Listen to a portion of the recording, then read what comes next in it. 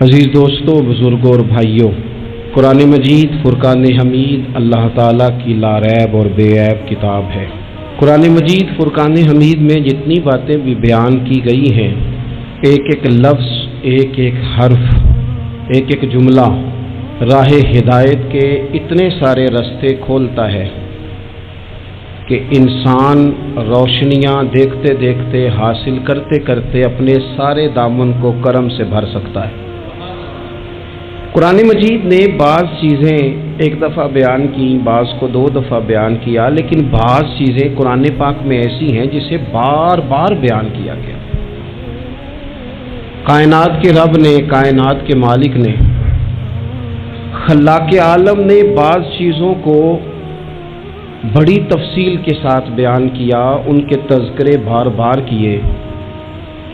اسی طرح بعض شخصیات، بعض انبیاء کرام علیہم السلام ایسے ہیں جن کی حیات مبارکہ کو قرآن پاک نے متعدد جہتوں سے کئی حوالوں سے بیان کیا، بلکہ اگر میں کہوں کہ ان کی سیرت کے کئی عنوانات قرآن پاک نے مختلف انداز میں بیان کیے تو یہ بات بڑی درست ہوگی۔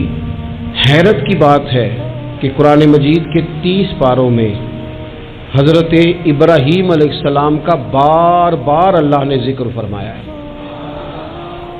ان کی باتیں، ان کی گفتگو، ان کا مناظرہ، ان کا آگ میں جانا، ان کا اپنی قوم کو سمجھانا، حضرت ابراہیم کی جو رب نے آزمائش کی اس کا ذکر کرنا، 60 سے زیادہ آیات میں ان کا ذکر ہے، اور ایک پوری سورہ ابراہیم جناب ابراہیم کے نام کی قرآن پاک میں موجود ہے۔ حضرت ابراہیم علیہ السلام کا بیٹے کے لیے دعا مانگنا، پھر بیٹے کا پیدا ہونا، پھر بیٹے کا جوان ہونا، پھر اس بیٹے کا وادی غیر ذی زارعین میں اپنی ماں سمیت حضرت ابراہیم کا چھوڑ کے آنا، پھر اس بیٹے کا جوان ہونا، پھر اس کا ذبح ہونا، ہر چیز ہی قرآن نے بیان کی۔ پھر حضرت ابراہیم کا رب نے امتحان لیا، اس کا ذکر کیا۔ حضرت ابراہیم علیہ السلام نہ یہودی تھے نہ عیسائی تھے، وہ تو مسلمان تھے، ہر مشرک سے جدا تھے، بار بار قرآن پاک نے انہیں حنیف کہہ کے بیان کیا۔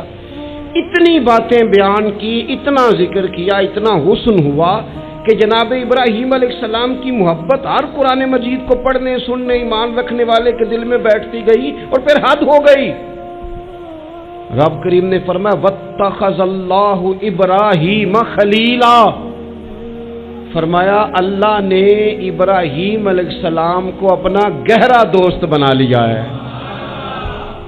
خلیل کا معنی اعلیٰ حضرت نے بیان کیا، گہرا دوست، گہرا۔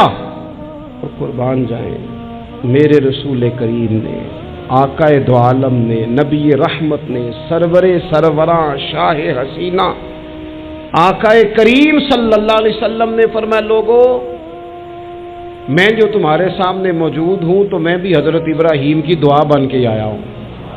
اور حضور فرمانے لگے حضرت ابراہیم کے بالکل مشابہ تم نے دیکھنا ہونا صورت و سیرت میں، تو فرمایا میں سب سے زیادہ حضرت ابراہیم سے ملتا جلتا ہوں۔ اتنی محبت۔ اب مجھے بتائیے حضرت ابراہیم کا یہ والا تذکرہ سن کے مسلمانوں کے دلوں میں ان کا کتنا کو پیار بیٹھ جاتا ہوگا، کتنی کی محبت چمکتی ہوگی، کتنا کو رنگ نکھرتا ہوگا۔ اور دل ہے کہ قرآن مجید پڑھنے والے کا دل، قرآن کو سمجھنے سیکھنے والے کا دل مائل ہو جاتا ہے حضرت ابراہیم کی طرف۔ ان کی باتیں، ان کے تذکرے، ان کی گفتگو اور ان کی سیرت کو بار بار پڑھنے کو جی چاہتا ہے، محب ہو جانے کو دل کرتا ہے۔ اتنا اللہ نے حضرت ابراہیم سے پیار فرمایا ہے، اور متعدد مقامات پر ان کے تذکرے قرآن پاک میں موجود ہیں۔ ہمارا یہ ذہن ہونا چاہیے، ہماری یہ سوچ ہونی چاہیے کہ جن چیزوں کو قرآن پاک اس محبت کے ساتھ بیان کرتا ہے، ہمارے دلوں میں وہ محبتیں پوری بیٹھ جائیں، پوری بیٹھ جائیں۔ ہمارے ہاں مزاج کچھ عرصے سے بنا ہے کہ لوگ کوئی ایسا نام بچے کا رکھنا چاہتے ہیں جو پہلے کسی کا نہ ہو، بڑے بڑے نام ڈھونڈ کے لاتے ہیں، ان کے معنی پوچھتے ہیں، بڑا گہرا جا کے وہ سفر کرتے ہیں اور کوئی خاص نام رکھنا چاہتے ہیں۔ میں اکثر کہتا ہوں کہ اولادوں کے نام یا صحابہ کے ناموں پہ رکھو یا اہل بیت اطہار کے ناموں پہ رکھو، اور زیادہ برکت لینی ہو تو انبیاء کرام کے ناموں پہ رکھو۔ تھوڑا سا پیچھے جائیں آپ، تھوڑا سا پیچھے، تو ہمارے کتنے بزرگوں کا نام ابراہیم ہوتا تھا، کتنوں کا اسماعیل ہوتا تھا، کتنوں کا اسحاق ہوتا تھا۔ یہ کتنے ذوق والے لوگ تھے کہ انہوں نے ان تذکروں سے محبت کی، ان ناموں سے پیار کیا، ان ناموں کو انہوں نے حرز جہاں بنایا۔ میں آپ کو ذاتی بات بتاتا ہوں، ایک دفعہ مجھ سے کسی نے نام پوچھا تو میں نے کہا کہ بچی کا نام ہاجرہ رکھ لو۔ کہنے لگے یہ تو بزرگ عورتوں کا نام ہوتا ہے، تو میں نے کہا رکھ لو، یہ بھی بزرگ ہو ہی جائے گی ایک دن۔ بھائی بچی نہیں بزرگ ہونا ہے نا، لیکن وہ مطلب یہ تو بزرگوں کے نام ہے، یہ تو وڈیرے والا نام ہے۔ تو میں نے کہا کہ آپ دعا کریں نا کہ اللہ تعالیٰ اسے جوان بھی کرے، پھر عمر لمبی دے، وہ وقت بھی آئے کہ جس میں لوگ اسے بزرگ بھی کہیں۔ ان ناموں کو اب ہم نے کیا نام سمجھ لیا ہے کہ یہ تو وہ بزرگوں کے نام ہے۔ ان لوگوں کی دلچسپیاں، ان لوگوں کا پیار ہماری طبیعت میں۔ حضرت ابراہیم علیہ السلام نے نا اپنی ساری حیات مبارکہ لوگوں کو دین کا صحیح سبق پڑھاتے گزاری۔ عقائد جو ہوتے ہیں نا ان کی پختگی انسان کو پختہ کرتی ہے۔ جب تک لوگ نظریاتی طور پر پختہ نہیں نہ ہوتے، وہ زندگی میں کسی شعبے میں بھی مومن بن کے وقت نہیں گزار سکتے۔ لوگوں کا عقیدہ توحید و رسالت اگر پختہ ہو جائے، عقیدہ توحید و رسالت اگر مضبوط ہو جائے، تو یہ جتنے لوگ پریشان ہوتے ہیں کہ پتہ نہیں کوئی جادو آ گیا ہے، پتہ نہیں کوئی سازش ہو گئی ہے، پتہ نہیں کوئی نظر لگ گئی ہے، پتہ نہیں فلانا میرے خلاف کیا کر رہا ہے، ان ساری آزمائشوں سے بندہ باہر آ جاتا ہے۔ عقیدہ ہی بڑا مضبوط ہے۔ اور جب انسان ڈرنے لگ جاتا ہے سانپ سے، تو پھر ایک وقت آتا ہے وہ رسیوں سے بھی ڈرتا ہے۔ حضرت ابراہیم علیہ السلام ہو یا جتنے بھی انبیاء کرام گزرے ہیں، یا جتنے بھی ہمارے پاس آسمانی وحی کی تبلیغ کرنے والے نبی گزرے ہیں، ان سب نے عقیدہ توحید کی مضبوطی لوگوں کو سکھائی۔ کچھ عرصے سے لبرل لوگوں نے اور بعض دین بیزار لوگوں نے اس طرح کر کے دین بیان کرنا شروع کیا ہے کہ ایک پورا فتنہ دنیا کے اندر آ گیا ہے۔ وہ فتنہ کون سا ہے؟ عقل کو زیادہ استعمال کرنے کا فتنہ، کہ یہ چیز میری عقل نہیں مانتی لہذا میں قبول نہیں کرتا۔ وہ لوگ پھر آہستہ آہستہ دور نکل جاتے ہیں۔ دین اسلام روحانی دین ہے، تو بعض عقلی دلائل جن سے بندے کو پوری طور پر سمجھایا جا سکے، سکھایا جا سکے، حضرت ابراہیم علیہ السلام ان کا بار بار بیان فرماتے۔ دیکھیں، رب وہ ہوتا ہے جو حی بھی ہو قیوم بھی ہو۔ رب کی شان یہ ہے نہ اسے نیند آتی ہے نہ اسے اونگ آتی ہے۔ رب کی شان یہ ہے کہ وہ ہر وقت، ہر لمحہ، ہر گھڑی اپنے بندوں کو دیکھتا ہے۔ وہ ہر ایک کی ضروریات سے آگاہ ہے، کسی کو کتنا چاہیے، کب چاہیے، کیا چاہیے، مالک ہر وقت جانتا ہے۔ اللہ تبارک و تعالیٰ اپنے بندے کے سکھ سے، دکھ سے، آزمائش سے، امتحان سے، کامیابی سے، ہر چیز سے آگاہ ہے۔ تو رب ہو بھی وہی سکتا ہے کہ جو اتنی طاقتوں کا مالک ہو۔ حضرت ابراہیم علیہ السلام کے زمانہ مبارکہ میں نا کچھ لوگ ایسے تھے جو چاند کی پوجا کرتے تھے، کچھ سورج کی پوجا کرتے تھے، کچھ ستاروں کی پوجا کرتے تھے۔ اللہ کا قرآن کہتا ہے کہ فلما جن علیہ اللیل، جب حضرت ابراہیم علیہ السلام پر رات کا اندھیرا چھا گیا نا، تو رآ کوکبا، انہوں نے نا تارا دیکھا، قال ھذا ربی، ستارہ دیکھ کے کہنے لگے اسے میرا رب کہتے ہو؟ کیا یہ رب ہے؟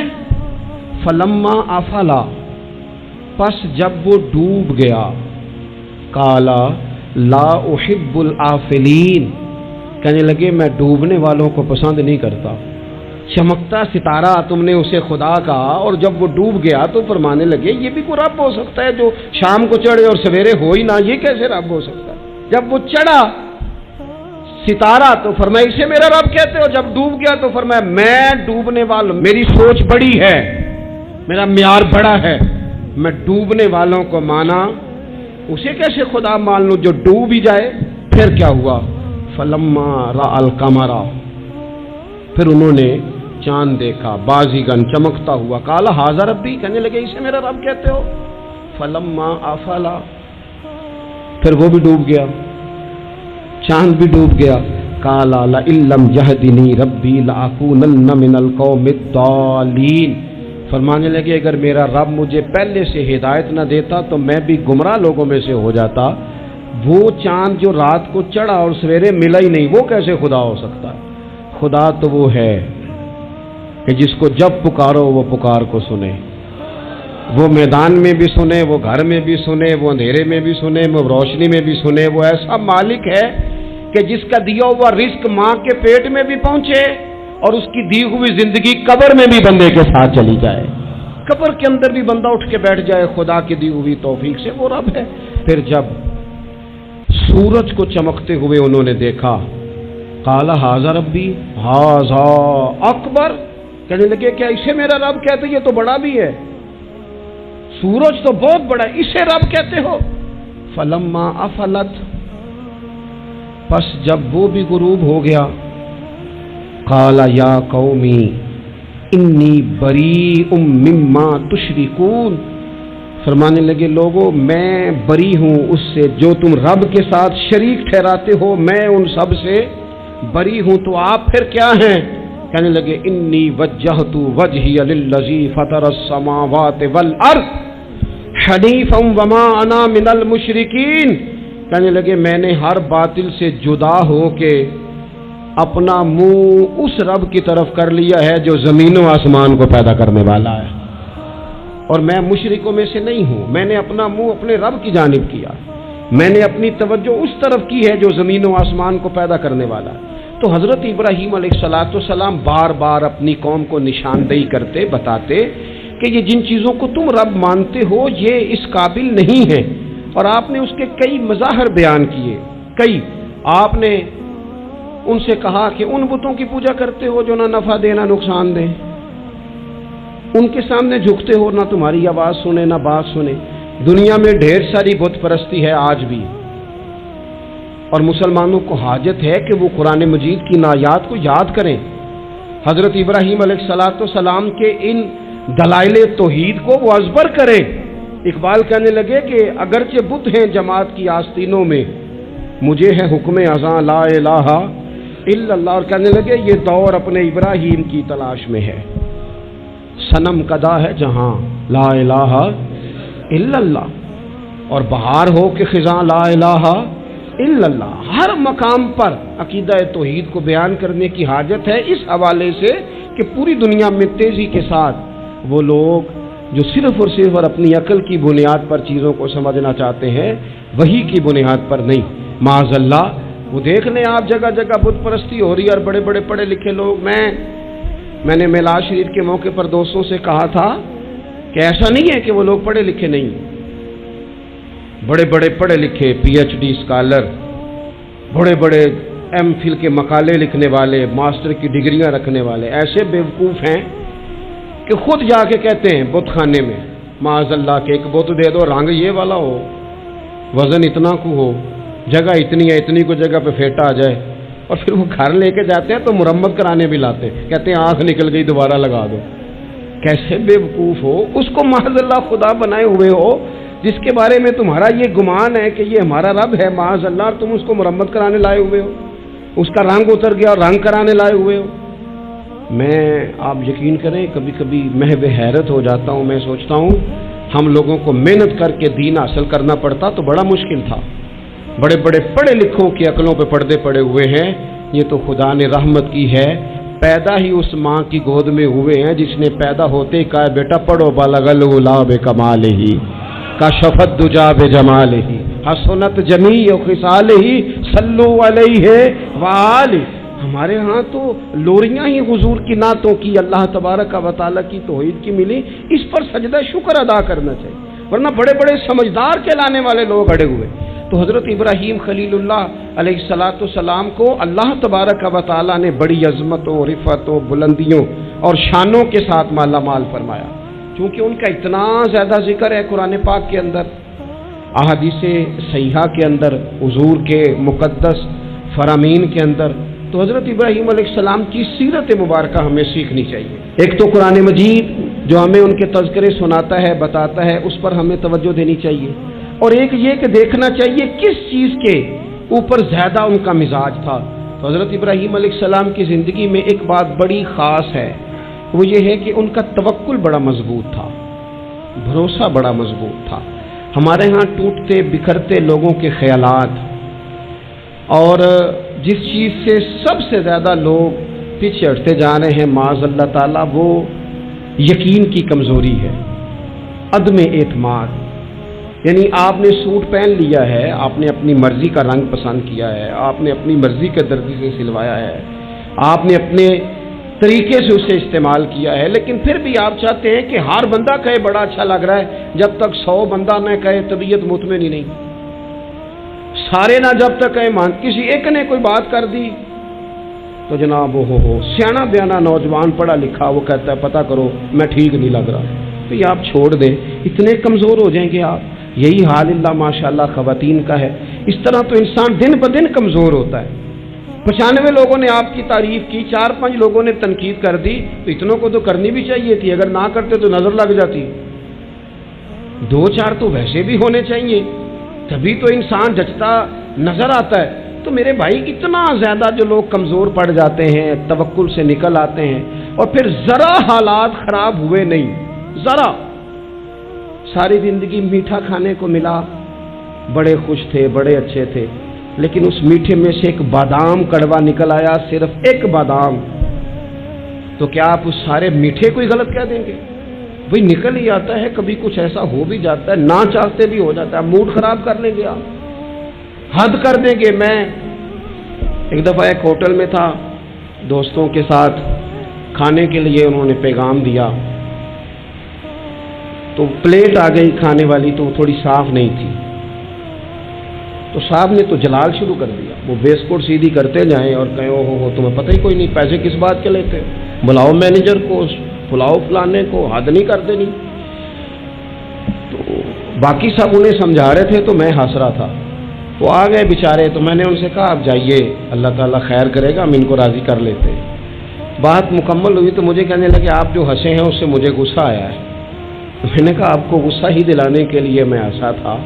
او خدا کے بندے، 4000 روپے کی تو نے روٹی کھانی ہے، اور جتنی گھر میں تیری بات مانی جاتی ہے وہ میرا خیال ہے ہمیں پتہ ہی ہے. یہ آپ جو جھوٹا انا کا بت بنا رہے ہیں نا، جھوٹا، یہ آپ کے اندر کی کمزوری کو ظاہر کر رہا ہے کہ آپ کمزور آدمی ہیں. آپ کو جھوٹا پریشر ڈال کے عزت بنانے کا شوق ہے. آپ باتوں کے سہارے جان بوجھ کے اپنا قد اونچا کر رہے ہیں. یہ قد آپ کا ہے نہیں، اس لیے کہ قد اونچا ہوتا تو یہ تو ہلکی سی پلیٹ کی بات ہے. اور آپ نے ایک آدمی کو جس طرح سے رسوا کر دیا، ابھی وہ جائے گا، اس کی کلاس لگ جائے گی، ہو سکتا ہے اس کی تنخواہ کٹ جائے، ممکن ہے بیچارے کو چھٹی ہو جائے. اگر آپ کا قد اونچا ہوتا تو پھر رنگ اور ہوتا، پھر آپ اسے کہتے کہ رب میری بڑی معاف کرتا ہے، میں بھی کئی لوگوں کی معاف کر دوں گا. لیکن یہ تو جھوٹی انا کے لوگوں نے ہمارے اندر وہ جو یقین کی کمزوری ہے. ہمارا خیال دیکھو عزت اللہ دیتا ہے، وہ کہانیاں بنا کے لینی ہے، لوگوں کے سامنے اپنا جعلی روپ پیدا کر کے لینی ہے. کبھی بھی یہ کام نہ کریں، یہ انسان کو کمزور کرتا ہے. آپ کے جانے کے بعد پھر جو آپ پر تبصرے ہوتے ہیں وہ سننے قابل ہوتے ہیں کہ دیکھو یہ اس بندے کی حیثیت ہے، کیا کرنا چاہ رہا ہے یہ.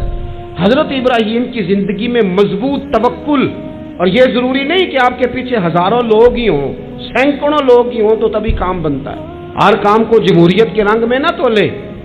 عزیز بھائی، حضرت ابراہیم کو آگ میں ڈالا جا رہا تھا، ایک بندہ بھی نہیں تھا. خدا را غور کرنا، او ایک بھی نہیں تھا جو کہتا کہ خلیل کو آگ میں نہ ڈالو.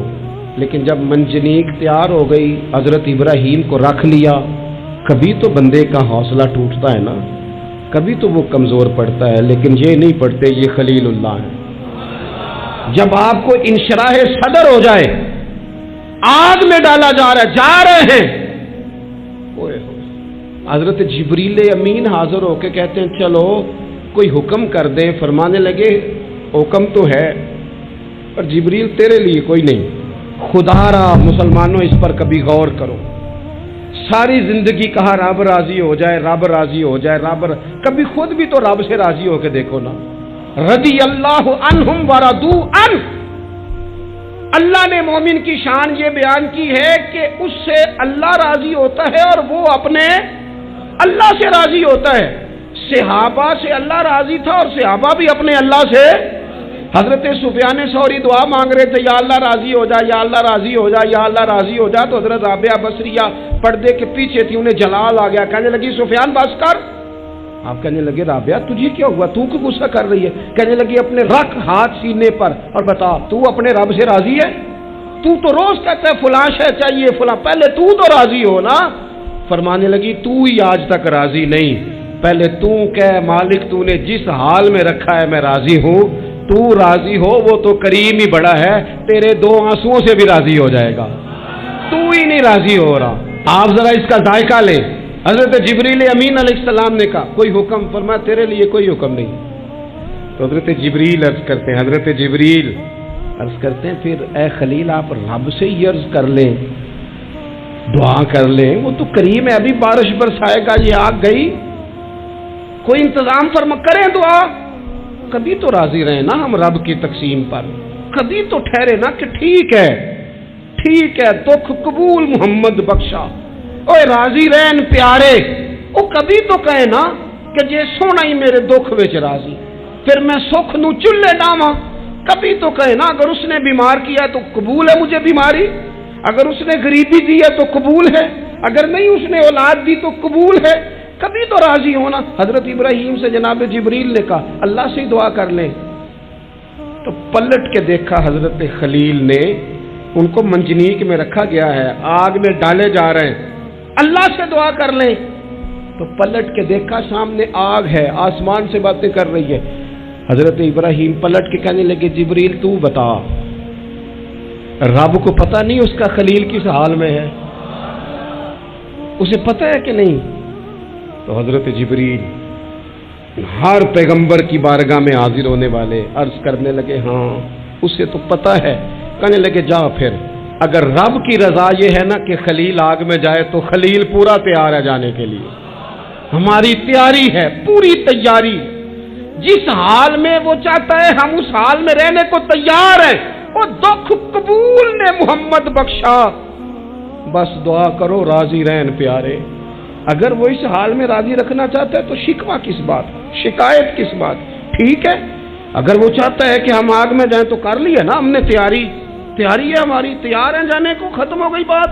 میرے عزیز کبھی رب چاہی زندگی جی کے دیکھو، جو رب چاہی زندگی جیتے ہیں پھر رب کہتا ہے میں انہیں دوست بنایا کرتا ہوں، پھر انہیں میں دوست بناتا ہوں، پھر ان کے تذکرے قائم رہتے ہیں۔ حضرت ابراہیم علیہ السلام نے ہمیں توکل کا، اللہ کی رضا پہ راضی رہنے کا سبق دیا۔ زیادہ باتیں کرنے کا وقت نہیں بچتا، ارادہ ہوتا ہے کوئی زیادہ آپ سے گفتگو کی جا سکے، پر دامن وقت میں گنجائش تھوڑی ہوتی ہے، 2-4 باتیں رہ گئی ہیں، جلدی سے عرض کرتا ہوں۔ نبی پاک صلی اللہ تعالیٰ علیہ وسلم نے فرمایا، اور امام ابو نعیم نے اس کو لکھا ہے کہ اللہ تعالیٰ نے حضرت ابراہیم کو وحی فرمائی تھی کہ اے میرے خلیل، آپ نے حسن اخلاق کا مظاہرہ کرنا ہے چاہے آپ کے سامنے کوئی بھی ہو، اور فرمایا رب کریم نے کہ اگر لوگ حسن اخلاق کا مظاہرہ کریں گے تو اے خلیل میں انہیں ابرار کے زمرے میں، نیکوں کے زمرے میں داخل کر لوں گا، اور فرمایا بے شک حسن اخلاق والوں کے بارے میں نے یہ حکم جاری کر دیا ہے کہ جو لوگ دنیا میں اچھے اخلاق کا مظاہرہ کریں گے اے میرے خلیل قیامت کے دن میں انہیں اپنے عرش کا سایہ عطا کروں گا۔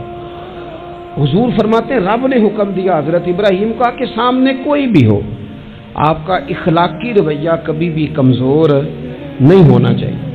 ہم نہ بندہ دیکھ کے اخلاق کا مظاہرہ کرتے ہیں۔ میں کسی آفیسر کے پاس چلا جاتا ہوں، ایک دیندار آدمی سمجھ کے اس نے میری عزت کی، اچھی بات ہے، کسی کو ضعیف سمجھ کے اس نے عزت کر لی، اچھی بات ہے، اس کے گھر کا کوئی بڑا آ گیا اس نے عزت کی، اچھی بات ہے، لیکن 2-4 جاننے والوں کے ساتھ اس نے اخلاق کا مظاہرہ کیا۔ لیکن اگر ایک غریب آدمی آ گیا اس کے سامنے اور اس نے کہا کہ آپ اس وقت ہی آ گئے، چھٹی کا ٹائم ہو گیا ہے، کھڑا کیے رکھا، بات ہی نہیں سنی، تو اب یہ بندہ با اخلاق نہیں، یہ تعلق نبھا رہا ہے، اخلاق کا مظاہرہ نہیں کا۔ وہ مجھے کیوں با اخلاق لگا، آپ میں سے کچھ لوگوں کو کیوں لگا کہ ہمارا تعلق تھا۔ جو اخلاق والے لوگ ہوتے ہیں نا ان کا مزاج اخلاق والا ہوتا ہے، وہ جو کوئی جاننے والا ہو یا نہ جاننے والا ہو، امیر ہو یا غریب ہو، اپنا ہو یا بیگانہ ہو، وہ چونکہ بندے با اخلاق ہوتے ہیں تو ان کا رویہ سب کے ساتھ ہی، حتیٰ کہ دروازے پہ جو خیرات لینے آئے اس کے ساتھ بھی ان کا رویہ اخلاق والا ہی ہوتا ہے۔ حضور فرماتے رب نے حضرت ابراہیم سے کہا کہ سامنے کوئی بھی ہو اے میرے خلیل، آپ نے ہمیشہ مظاہرہ اخلاق کا ہی کرنا ہے، حضرت ابراہیم علیہ السلام کی زندگی میں ایک بات اور بہت زیادہ تھی، وہ تھا مقام تسلیم و رضا، ہر وقت بات ماننا، اپنے رب کی رضا کی ہر بات۔ ایک لفظ آپ بڑے ذوق سے پڑھا کرتے تھے، حسبنا اللہ و نعم الوکیل، کہتے تھے میرا رب ہی میرے لیے کافی ہے اور وہ بڑا ہی کارساز ہے۔ میں نے اپنے مالک کی ہر بات کو ماننا۔ اللہ نے جو والا حکم حضرت خلیل کو دیا نا، اسے سونا کر کے صحیح کر کے۔ ہمارے ایک استاد تھے، وہ کہا کرتے تھے اپنے شاگردوں کو، کہتے تھے پتر لولے لنگڑے کام نہ کریا کرو۔ استاد جی کیا مطلب؟ وہ کہتے تھے کام تانگ ہو کے بھی ہو ہی جاتا ہے اور خوش ہو کے بھی ہو ہی جاتا ہے، چہرے پہ شکن ڈال کے بھی ہو جاتا ہے، راضی ہو کے بھی ہو، استاد کو ستا کے بھی سبق سنائی دینا ہے اور خوش ہو کے بھی، تیاری کر کے بھی۔ والد کی بات ماننی ہے، اماں نے کام پہ بھیجا مان تو لینا ہی ہے، لیکن پہلے کہنا ہے آپ بڑے کو کہتے نہیں، ساری ذمہ داریاں میری ہیں، ہر بوجھ میرے اوپر ہے، ڈیوٹیاں ساری میں نے ہی کرنی ہیں، فلانا ایسے ہے فلانا ایسے ہے۔ میں نے خانقاہوں آستانوں پہ شاگردوں میں دیکھا ہے، لوگ شرطیں رکھ کے فرما برداری کرتے ہیں، شرطیں رکھ کے کہتے ہیں پہلے میری مرضی کے مطابق نظام ہو تو پھر میں آستانے کا استاد خانے کا فرما بردار ہوں، کیونکہ میری مرضی کا نہیں لہذا میں فرما بردار۔ یہ لولا لنگڑا نظام ہے۔ جو نظام ہوتا ہے تسلیم و رضا کا، اس میں بندہ بس کام جو کرتا ہے تو ہنس ہنس کے کر لیتا ہے، پھر بڑا تھکاوٹ والا کام بھی ہو بندہ ہنس ہنس کے کرے تو اسے وہ کام بوجھ محسوس نہیں ہوتا، اس کو صحیح کر کے کرے۔ حضرت ابراہیم کی زندگی مقام تسلیم و رضا والی۔ تیسری بات، حضرت ابراہیم علیہ السلام کی زندگی میں جو بہت زیادہ ہے نا، وہ پتہ کیا ہے؟ حضرت ابراہیم مہمان نواز بڑے تھے، سخی بڑے تھے۔ حضرت ابراہیم علیہ السلام کے بارے میں نبی پاک صلی اللہ تعالی علیہ وسلم نے فرمایا سب سے پہلے جس بندے نے کسی کی مہمان نوازی کی تھی نا، وہ حضرت ابراہیم علیہ السلام ہے۔ اس کا ایک معنی علماء نے یہ بھی اس حدیث کا بیان کیا کہ جس نے سونی کر کے، مسجہ کر کے، خوبصورت کر کے، تیار کر کے، عزت کے ساتھ، آنر کے ساتھ کسی مہمان کو سب سے پہلے کسی نے اس اہتمام سے کھانا کھلایا، وہ حضرت ابراہیم علیہ السلام ہے۔ زبردست مہمان نواز تھے، زبردست۔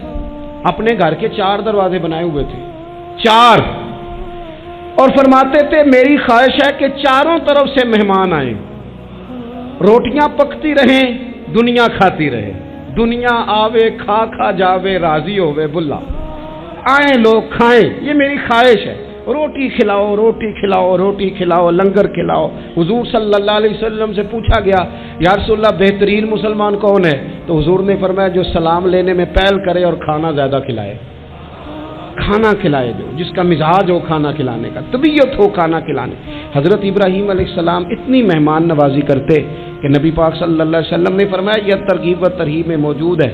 حضور علیہ السلام نے فرمایا کہ اللہ تعالیٰ نے حضرت ابراہیم علیہ السلام سے ایک دفعہ فرمایا ابراہیم یہ جو آپ کو اپنا خلیل بنایا ہے نا، یہ اس لیے بنایا ہے کہ آپ کے دل مخلوق کے حق میں بڑے نرم ہیں، آپ مہمان نوازی بڑی کرتے ہیں، اور کبھی کبھی مشکل حالات ہوتے ہیں نا، ٹف حالات، ان میں بھی مہمان نوازی کرتے، ان میں بھی پانی پلاتے، کھانا کھلاتے، لوگوں کو اس دور کی ضروریات کے مطابق لوگوں کو دیکھتے۔ ہمارے نا پورا باب ہے حدیث پاک میں بخاری مسلم میں کہ بندہ ہمیشہ دل کا غنی ہوتا ہے، دلوں میں کبھی گنجائش بن جائے نا دلوں میں، تو جیبوں میں بھی اللہ بنا ہی دیتا ہے۔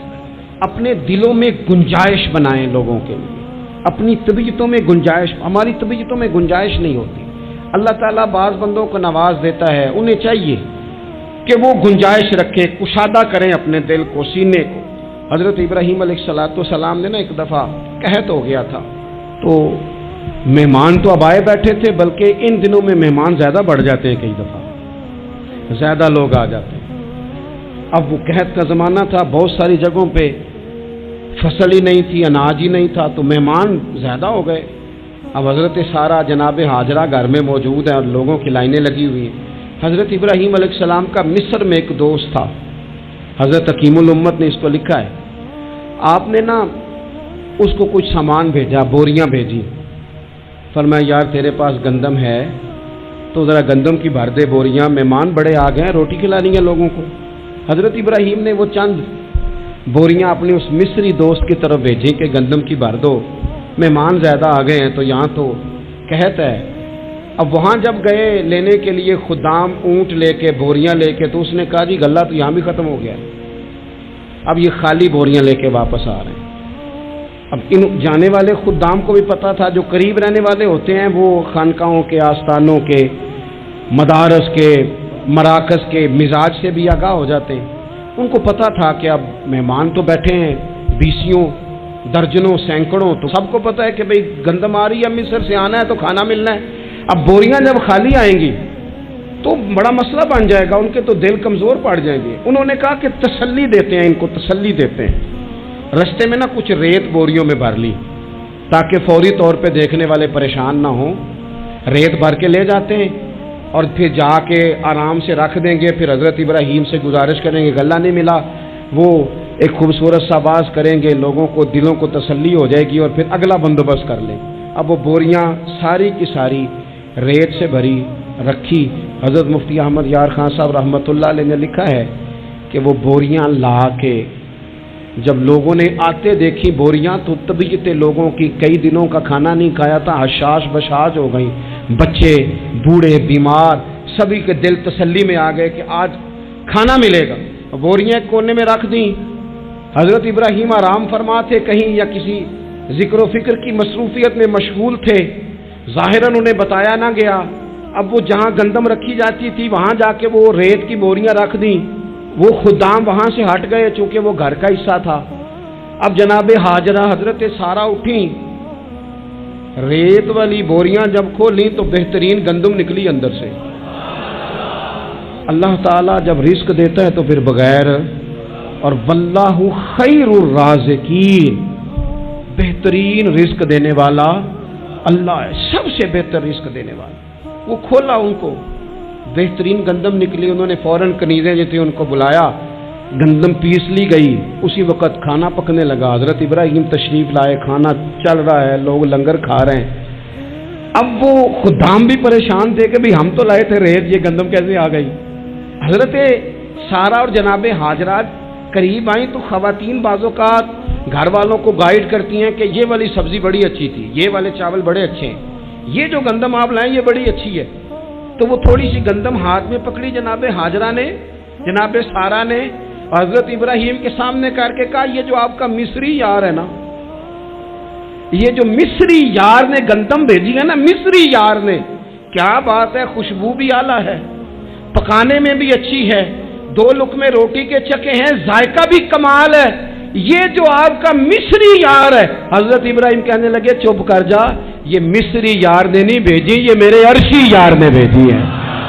वत्तख़ज़ल्लाहु इब्राहीम खलीला, वो जिसने कहा है ना हमने इब्राहीम को गहरा दोस्त बना लिया है, ये उसने भेजी है।